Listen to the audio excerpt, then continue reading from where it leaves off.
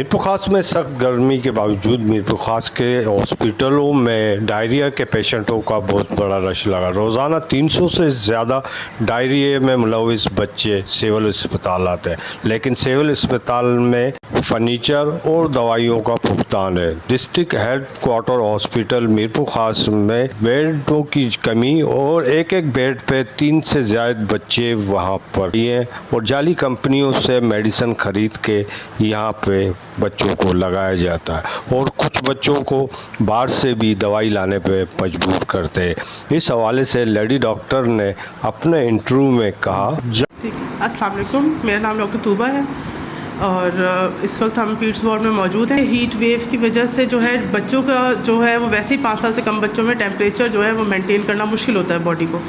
तो जब गर्मी होती है तो फिर टेम्परेचर राइज़ बहुत ज़्यादा होता है। इस चीज़ में जब बड़े सफ़र कर रहे हैं तो आप सोचें कि बच्चे भी कर रहे हैं, तो बेहतर तो यही है कि बच्चे बेवजह घर से बाहर निकले नहीं। दूसरा ये है कि पानी का इस्तेमाल ज़्यादा से ज़्यादा करें, या फिर सिर्फ सादा पानी नहीं, उससे ज़्यादा बेहतर है कि ORS या किसी और नीमकोल की फॉर्म में इस्तेमाल करें। उससे ये होगा कि एब्जॉर्ब ज़्यादा होगा, जज़्ब ज़्यादा होगा बॉडी में, तो ज़ाया होने के भी चांसेस कम होंगे और उस तरह से उसको गर्मी भी बॉडी को कम महसूस होगी। जबकि यहाँ पे की शरह में भी इजाफा हो रहा है। 20 से ज़्यादा बच्चे जो है मौत के आगोश में गए। दूसरी जानिब डॉक्टर का कहना है कि 300 से ज़्यादा रोज़ यहाँ पर OPD आती है। कैमरामैन हसनैन रज़ा के साथ असलम बलोच, वश न्यूज़, मीरपुर खास।